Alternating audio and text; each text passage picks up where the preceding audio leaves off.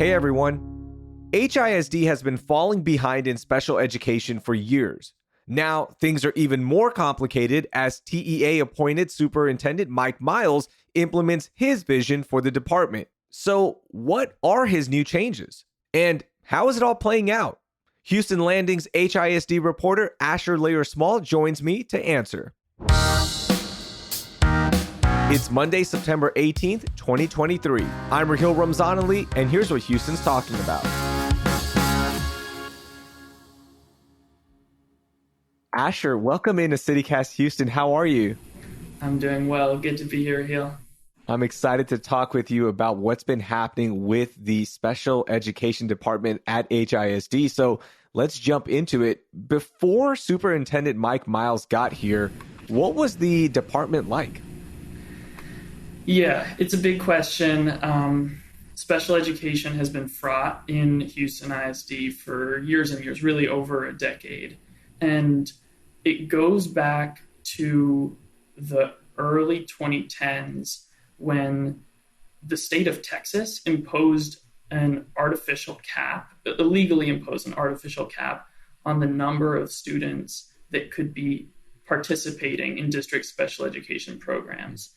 So I want to say that number is 8.5%. So essentially, districts in Texas couldn't include more students in special ed than that percentage, even if there were, say, more students in their district that needed those services. So that was something that really impacted Houston for years and years. In 2016, the Houston Chronicle broke a big investigation about this. It's called the Denied Series, actually won a Pulitzer. And the impacts of that, the ramifications, continue to play out today. So what that looks like is, there are students who maybe they have dyslexia, maybe they have autism.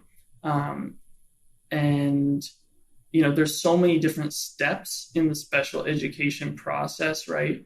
First, it's being identified as needing services. It's being diagnosed. Then it's creating a plan for how to meet those needs. That's called, the terminology is IEP. It's Individualized Education Program.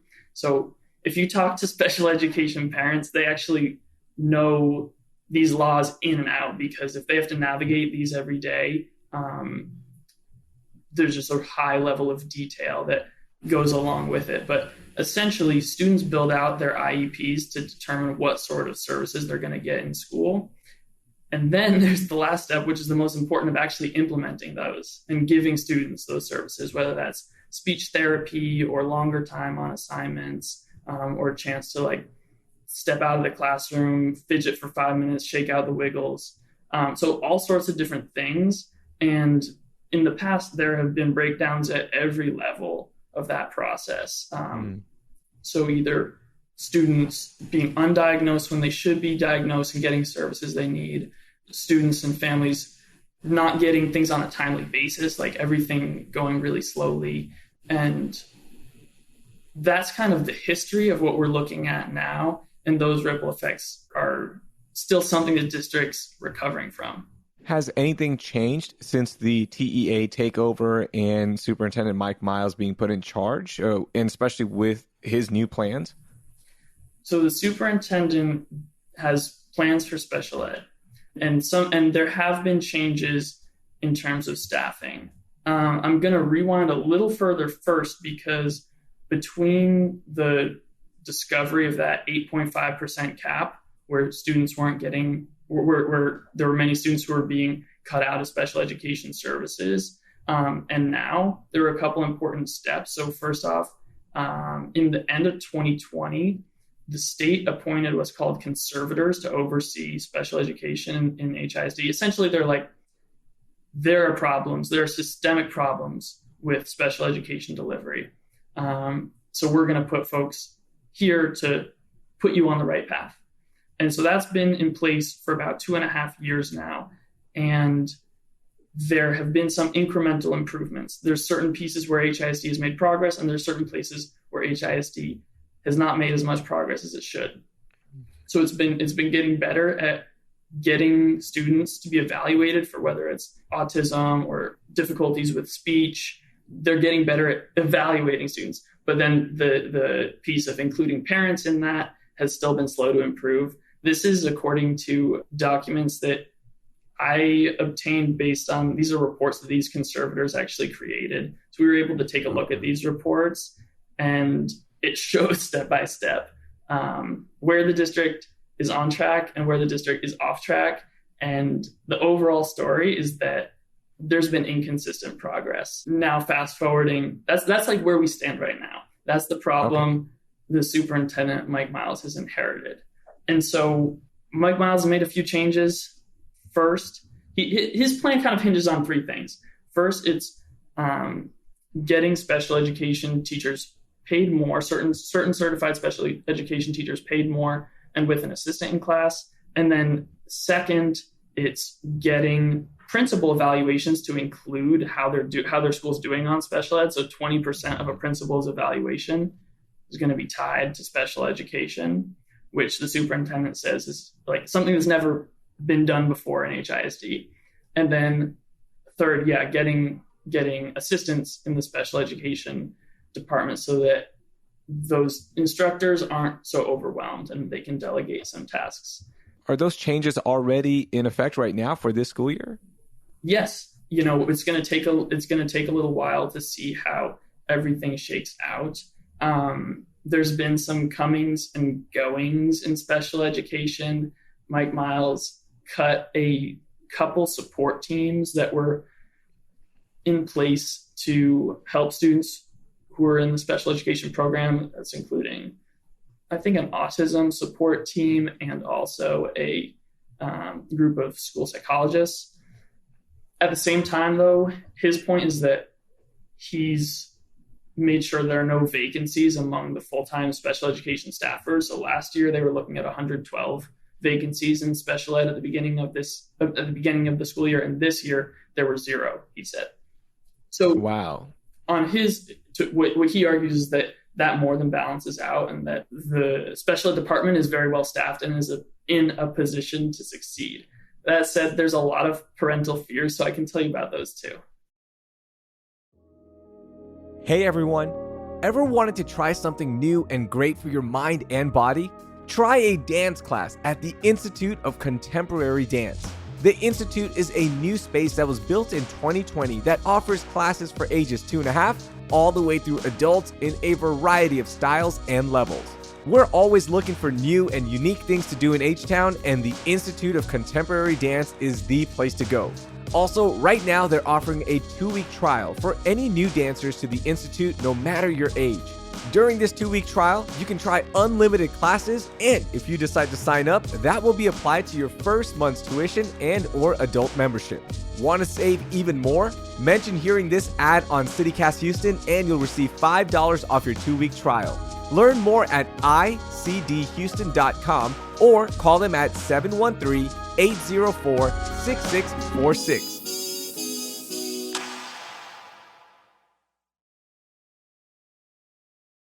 That was big. The entire autism support staff was let go before the school year started. So how have the parents been responding with these changes?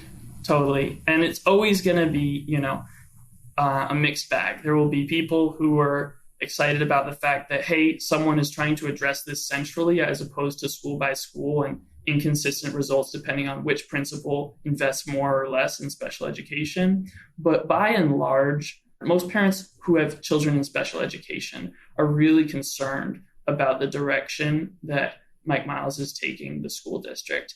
And there's a few main reasons here, but the biggest one boils down to the idea that Mike Miles has a vision for classrooms that are very strict, very fast, and very efficient. And essentially that might work well for some students, but there's other students who it won't work well for. So if a student, for example, has an accommodation where they take extra time to complete an assignment or they get distracted really easily, there's some issues that parents see coming up where in the expectations for classrooms that Mike Miles has laid out for teachers are supposed to solicit a response from students about every 4 minutes. So it's really fast paced. At the same time, there's assistant principals kind of hopping in and out of the classroom to coach teachers on the spot. But parents are telling me that they worry that could be really distracting for students who maybe have ADHD or just have difficulty focusing in the classroom.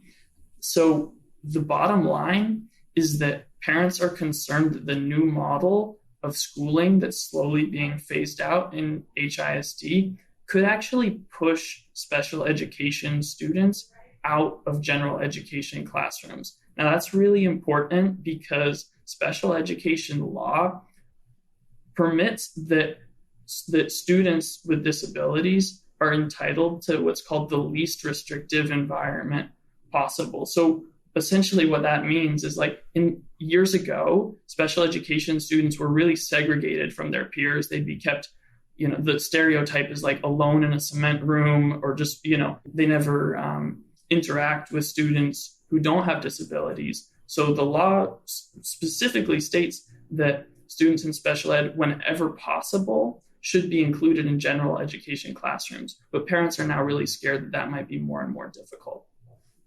So what options do parents of students with special education needs have now, right? If this new model doesn't work for them, are there other options out there, whether it be charter schools or other specialized schools that maybe can help their children better than HISD? Well, I think you're right. There are a lot of people that are making contingency plans. Special education students are some of those who are the most vulnerable in the school system because they do have these really particular needs in order to succeed. The reality is that according to federal law, according to state law, students in special education are entitled to, it's called free, adequate public education. So they should not have to go to charter schools or to private schools in order to get their needs met. That said, just because of all of these difficulties in Houston, in other districts in Texas, it's really common that families who have children in special education might seek out advocates to help them work in the meetings they have with school administrators to say, hey, my child deserves XYZ in their special education plan. Oh. But the thing is, that creates a big equity issue because advocates can be expensive. And there are some families that will be able to afford those, and there are some families that won't. And so essentially, in a system where families might need that extra help in order to fully get the services their children need, there are some families that just don't have the financial resources to hire an advocate, and that could end up leaving them behind. Okay, so in most things education related, Asher, it always comes down to one thing: money, resources, right? Is there any issues right now in terms of the resources that special education has from HISD? Like, can we get more money? Is there not enough money? Anything like that? Well, you're right that special education is no exception when it comes down to money playing a huge role in what sort of services are available. And there are definitely folks who argue that the state of Texas shortchanges Houston in terms of the funding that it receives to carry out the special education program, right? So when we talked earlier about some of the roots of the special education issues in HISD, going back to some of the statewide problems earlier in the 2010s, folks argue that a lot of the blame falls on the state here, in that they appointed conservators, they hold some of the purse strings, and so, why haven't they taken a bigger role in turning all this around?